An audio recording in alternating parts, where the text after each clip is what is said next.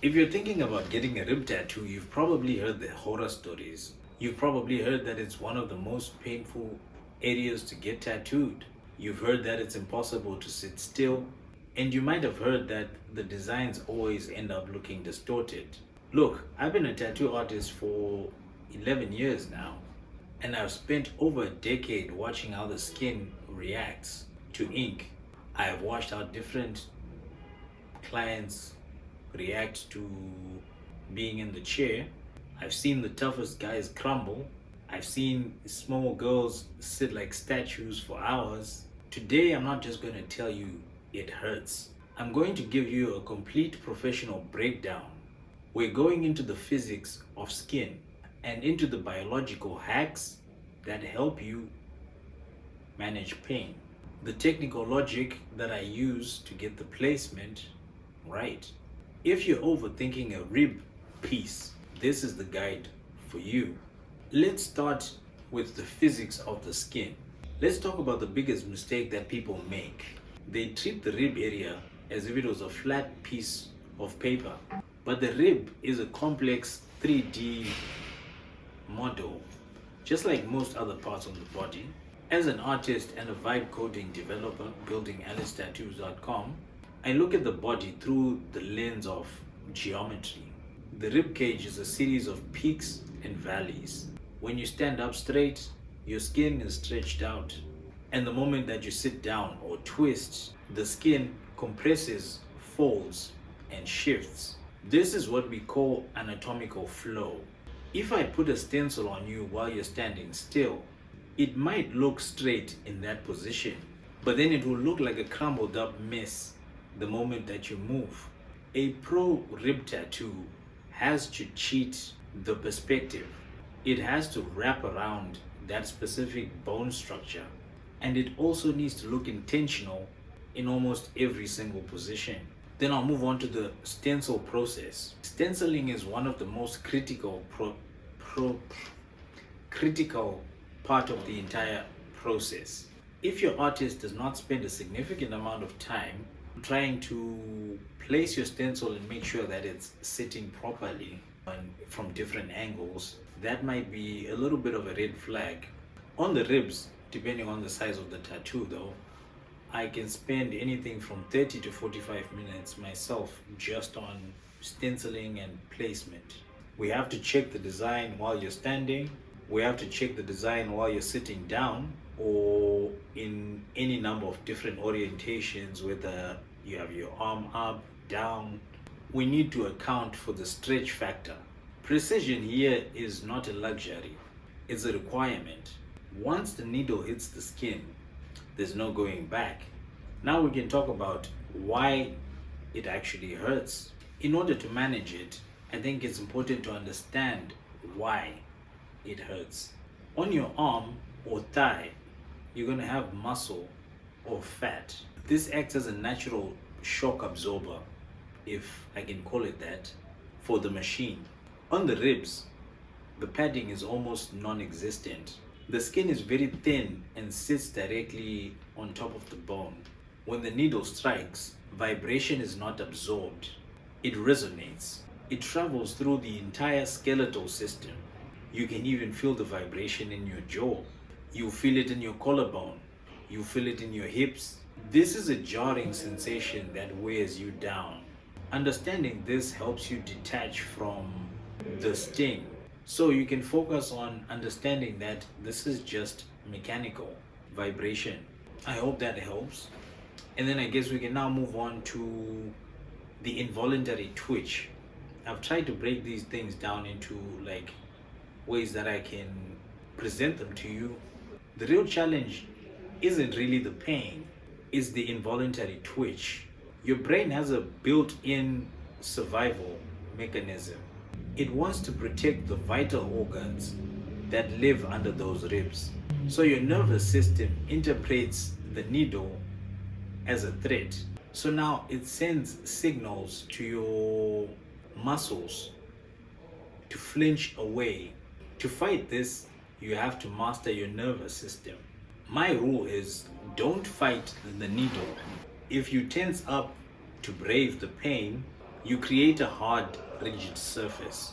This causes the needle to bounce because the skin is a lot more tense, and this causes a lot more trauma. You have to stay soft, and then you have to relax your muscles so that you can let the machine do the work.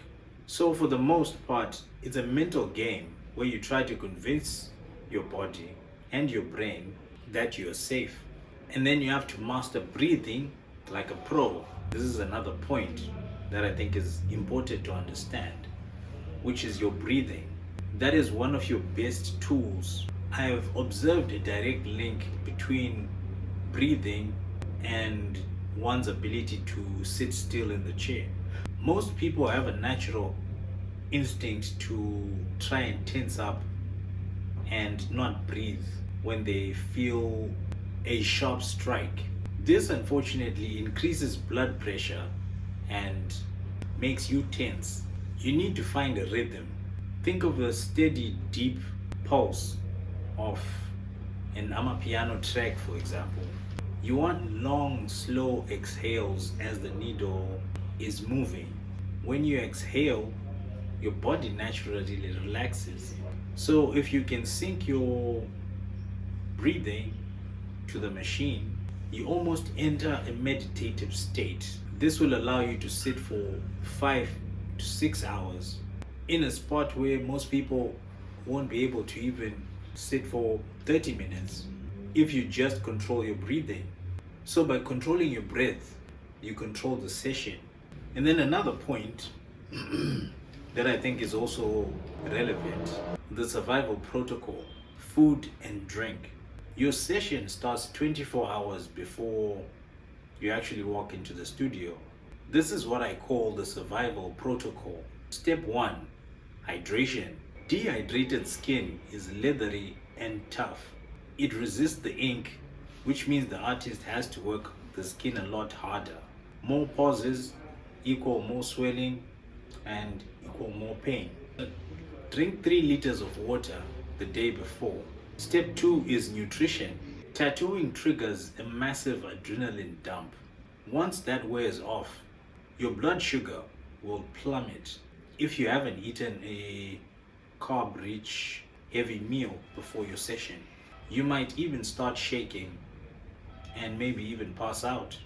I've seen tough guys crumble because of an empty stomach. So you can eat things like pasta, rice, or chips, or other potatoes. I don't know why I immediately went for chips. Maybe I just like fried chips.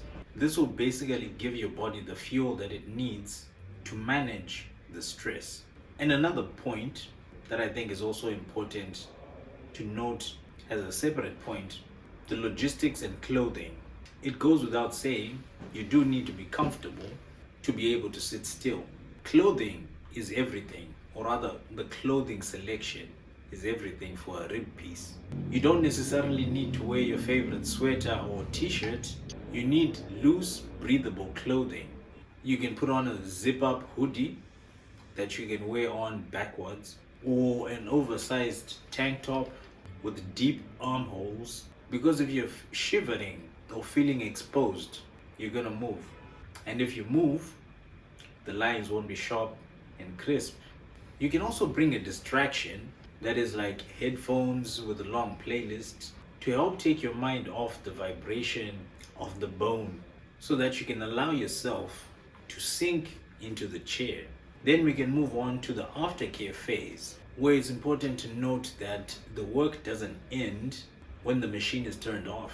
Healing a rib tattoo is a unique challenge because the skin is constantly moving when you breathe. Every single breath stretches that new ink. This is another reason why rib tattoos are very prone to heavy scabbing, and that's why I highly recommend a second skin as part of the aftercare, because you can keep it on and then it stays on for at least 48 hours. I was about to say 24 to 48 hours, but then when it's the rib, I definitely recommend anything from 48 hours and maybe a little bit more. This will help keep the area moist and sterile. If the rib tattoo scabs heavily and you scratch it, the scab can crack and pull out some of the ink. This will leave you with a patchy, faded, healed version of that tattoo. So obviously you need to be diligent with your application of your ointment and avoid tight clothing that rubs onto the skin over the tattooed area. So in conclusion, a rib tattoo is like a badge of honor.